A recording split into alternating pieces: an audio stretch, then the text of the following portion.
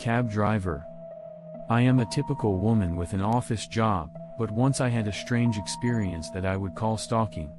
One day after work, I was on my way home from having a drink with friends, and I was afraid I would miss the last train, so I arranged for a cab. Some of my friends had their boyfriends or husbands pick them up, but unfortunately I was single, so my friend Erica and I got into the cab we had arranged. I said, "Please take me to 30. Erica and I live only 2 stops away from where I am now, but I asked her to take me to her place first. Erica was drunker than I was, and fortunately she lived at home, so I decided to have her family carry her home after I dropped her off. Sure enough, when I arrived in front of Erica's house, I was the first one to ring the intercom and her mother answered, so I told her what had happened and her father immediately carried Erica and her parents thanked me. When I refused, the cab driver half-assedly asked me to pay the cab driver in advance and give him any change I had. I thought to myself, how law-abiding of him, but after bowing and thanking Erica's parents, I returned to the cab. I bowed to Erica's parents and thanked them for their hospitality, then returned to the taxi. The driver answered yes in a low tone of voice, operated the parking brake, and slowly started the car. I live in a small apartment less than 10 minutes drive from Erica's home. On the road with Erica gone, I was silently looking out at the scenery when suddenly the driver spoke to me in a hushed voice. "Are you back from a drinking party or something?" I stutter a little, but I think the driver must have thought that Erica's disappearance would make the inside of the car silent and awkward, so I catch my breath and reply, "Yes, among friends." "That sounds like fun. I guess it's called a girls' night out." I couldn't quite grasp her emotional tone, but it didn't seem that bad considering that she was trying to keep me occupied and keep the conversation moving along. "I don't know if I'd call it a girls' night out. It's just a pub." "I see." As we engage in such casual conversation, we arrive in front of my apartment building and I tell the driver, "Here it is." When he stopped, the driver said, "Here is the change for the amount you just paid," and held out a carton with the change in front of me. I accept the change, get out of the automatically opened door, and say thank you to the driver. I take my change, get out of the automatically opened door, and say to the driver, "Thank you very much for your service. If I see you again anywhere, please feel free to patronize our cab." The driver bowed deeply and turned the taxi in the opposite direction. I did not feel any emotion at all, but I returned home with the impression that he was a surprisingly talkative person. About 2 weeks later, I had forgotten all about the cab driver. After enjoying karaoke with Erica, I called the cab company and made arrangements. When I got in the cab, I felt a sense of déjà vu in the back of the driver's head and realized that he was the same cab driver I had used on my way home from a drinking party. I asked the driver, "Are you the one who gave me a ride about 2 weeks ago?" I was a little drunk, and as I spoke to the driver, Erica, who was standing next to me, said, "What, do you know each other?" She tilted her head. The driver slowly turned his head so that I could only half glimpse him, and bailed out, saying, "Oh, you must be the customer from that time." However, the half expression on his face was somewhat blank, and his expression went beyond sarcastic to expressionless, as if he had sunk into the ice. His voice was flat and without any ups and downs, just like when we spoke before. I didn't really look at her face the last time, but if I had actually seen her expression, I would have been convinced that she looked like this. That's the cab driver I called when Erica got drunk. I told the situation to Erica, who was standing next to me watching the proceedings with an expression of uncertainty, and she immediately understood, or perhaps she was embarrassed, laughing bitterly and saying, "Oh, is that so? Where to today?"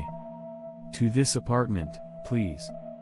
Then the car with us started off gently and proceeded along the dark and quiet public road. And yet it's a coincidence. Yes, it is. I've been with the company for 10 years, and this is the first time I've seen something like this. I somehow broached the subject with the driver, and naturally, he responded, I've been with the company for 10 years. 10 years of service. Suddenly, I looked at a sort of self-introduction chart on the back of the seat and saw that his name and hobbies were written on it, and among them was his age and full name. I was surprised to see that he was still in his 30s for the calm tone of his voice, but when I saw his mug shot on there, I took a little gasp. At the risk of sounding racist, one of his eyes looked a little squinty and he had a lifeless expression on his face. I felt a little nervous, and Erica whispered in my ear, "That's a little creepy," she said. I thought that if the driver heard it, he would be unhappy, so I gave him a quick glance, but I was a little relieved when I saw him gripping the steering wheel in a perfectly normal manner and thought that he did not hear me. And as I was talking with Erica, we arrived in front of Erica's house and I saw her off as she got off. When the driver and I were alone in the car, he quickly started the car and I felt a little confused. I was a little puzzled. I thought it was strange that I had not yet told the driver where I was going, but I told him where I was going. The driver seemed to be going about his business without hesitation, but I couldn't shake the feeling of discomfort in the back of his head. As we entered a bridge with a dazzling night view, the driver broke the silence. "You saw the picture, right?" For a moment, I said, "What?" "I was born with one eye that was wrong at birth. I was born with one eye that was not right, and I was often teased about it." As usual, there were no emotional ups and downs in the driver's voice, but I could feel something boiling up in his back. "It's disgusting, isn't it?" No, not at all. I am not very good at these kinds of topics, so I didn't know what the best answer was, so I gave him a perfunctory denial, but the driver remained silent and then ended the conversation with, "I'm sorry." We did not speak a word that day until we arrived at my house, and the only conversation we had was when I paid the fee. When I handed over the fare, my hand touched the driver's hand, and the driver froze for a moment, then apologized and looked up at me through his cap. "Oh, something?" "No." "Then I look forward to seeing you again." "Thank you." At the time, I still did not understand why the driver was staring at me so intently, but at the time, I only had a simple thought process: he's an unusual person.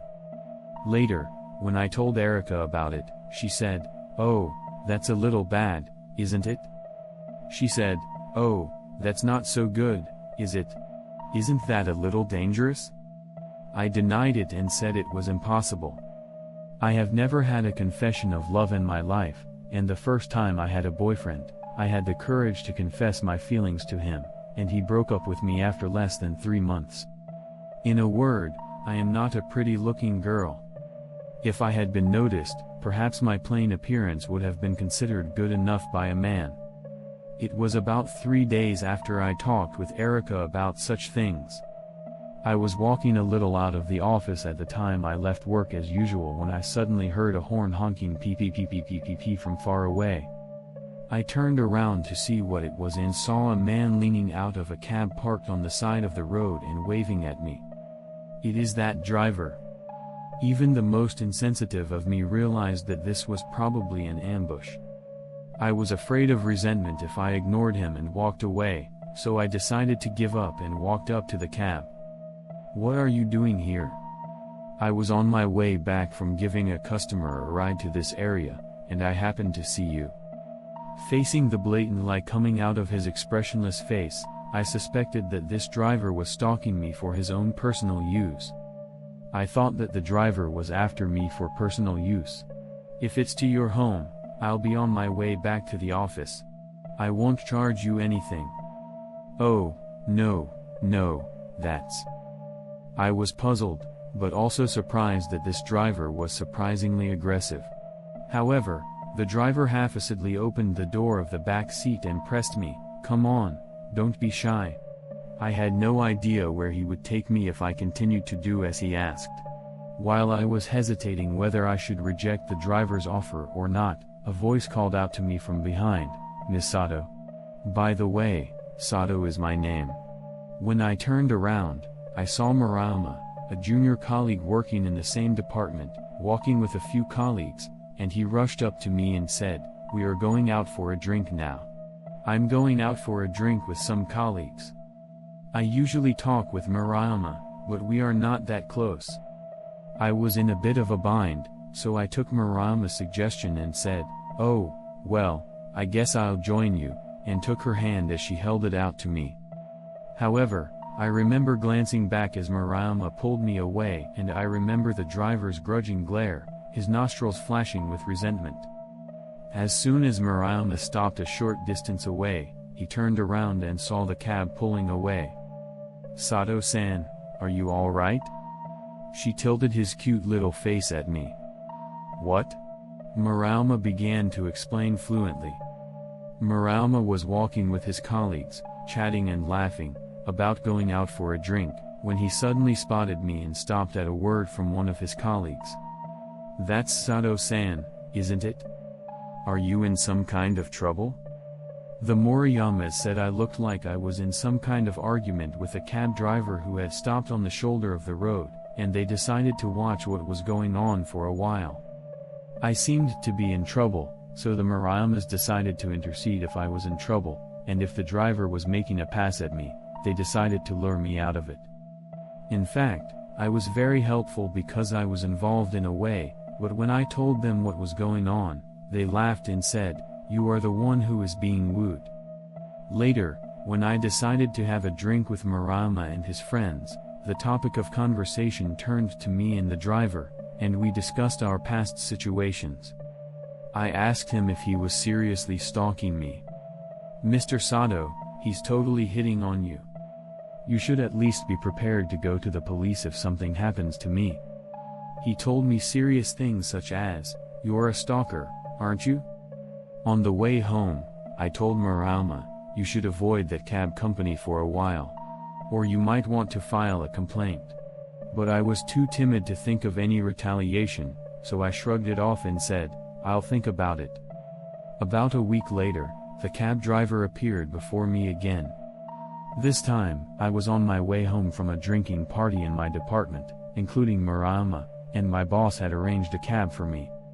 "Sato-san, isn't that the guy from the other day?" Mariyama, who had quickly found a cab, tugged at my sleeve but told me by ear. I checked the driver's profile and nod with a heartily disgusted "Oh, yeah," and at that moment the driver turns to me, so I stick on an awkward smile and bail. Cab riders. There were only 3 people in my department who took cabs, including me, and the rest took the train. The 3 of us had enough to ride together, so my boss pushed me back, saying, "Look, I'm making you wait." In the midst of all this, when I made eye contact with the driver, I couldn't accept his lifeless eyes in any way, and I quickly bent down and said, "Hiccup." For a moment, my boss says, "What's wrong?" But I pushed him away and Mariyama rushed to my side and said, "Oh, I heard that Sato-san is feeling sick after drinking too much, so I'll let him stay at my house. I'll let you stay at my place, it's close to my house." He offered me a helping hand. I nodded my head and put my hand over my mouth to act like I was sick, and Mariyama moved me to the wall side of the restaurant where I would not disturb the traffic. The cab started off with the 2 of us, minus me, and my boss said, "Well, Mariyama, can you ask Sato to come with me? Or do you want me to carry you home?" I was sobbing, not knowing what to do, perhaps wary of being accused of sexual harassment because we were women, when Mariyama said, "Don't worry, I'll take care of it. I'll call you when I get home," he told his boss. When we were alone, Mariyama said, "That driver was really looking at me." "Well, it must have been Mr. Sato," Mariyama said in a frightening tone. "What in the world did I do to that driver? Or is he really after me?" Just thinking about it gave me a headache and made me feel really sick. Shouldn't I file a complaint with his company? No, but I'm most afraid of retaliation. But they already know where I live, don't they? I think you should move out. Don't forget to file a complaint and talk to the police as well. Doing nothing is the most dangerous thing you can do. Mariyama gave me a lot of advice, but I still couldn't make up my mind. Indeed, Mariyama was right. I did not know what would happen if I did not make a move when my house was known to the police. I understand that it is realistic to file a complaint with the driver's company with a view to relocating, but I am afraid of retaliation and cannot take the plunge. She said, "You can use my house until you find a new one, but in the meantime, you must file a complaint and talk to the police." I agreed to file a complaint, having been persuaded by Mariama's persistence. The next day, I started looking for a house and spent my breaks and holidays scouring the real estate market. However, during this time, I would still run into the driver, often by accident, but I always managed to avoid him because I had friends and juniors who were able to help me. Mariama was always with me when I took a cab after work, and Erica always left with me when she could. Thanks to these strict precautions, I never saw the driver face to face since then, and I was also relaxed. I was even proud that I might not have to move. One night, however, I realized my situation. That night, as I went into my bedroom to turn off the lights and go to bed, I suddenly heard the sound of a horn. It was a single, short poof sound, but as I was getting ready to get under the covers, I looked down through the gap in the curtains. I saw a familiar cab parked on the street, and I immediately realized that it belonged to that driver and immediately bent down. I was puzzled as to why that cab was parked in front of my apartment, which I did not immediately understand. I thought that maybe another resident happened to be using that cab to get home just now, but considering the single honk I heard earlier, no one was getting in or out, and there was no sound of footsteps coming from the hallway or the front door closing. That driver definitely had something to do with me and stopped there, I thought. The next morning, I woke up wrapped in a blanket under my arm instead of going to bed. I was so scared last night that I was wrapped up in the futon by my bed all night, and before I knew it, I was asleep. When I told Mariama about last night's experience when I came to work, he said, "No, seriously, it's a police matter," and I finally made up my mind to talk to the police and file a complaint with the company. However, during my lunch break, with Mariama watching over me, I called the driver's company, and the situation became even more complicated. Mariama had found the phone number on the internet for a cab company that I remembered, and when I called the number, the operator answered the phone and I explained the situation with the preface, "I would like to talk to you about your driver." Then the telephone operator asked, "Do you know the name of that driver?" I remembered the driver's profile on the car and answered, "My name is Taro Kobayashi, and I think I'm about 36 years old." When I answered, "I think he was about 36 years old," the caller's voice became a little more quizzical, and he repeatedly asked, "Is this Kobayashi?" I said, Oh, I think it was 36 years old." When I said, "I'm sure it's Kobayashi," the caller answered, I'm sorry to trouble you, but and then said, Oh is the name of the person who will be calling me in February. Taro Kobayashi passed away 2 months ago. My mind went blank. That driver is dead. Then are you saying that that driver I have been seeing is a ghost? Even though Erica and Mariama also saw him, and my colleagues got into that cab on the way home from a department drinking party, I really couldn't keep up with understanding what the caller was saying. As I was stunned, Mariama, who was standing next to me, asked, "What's wrong?"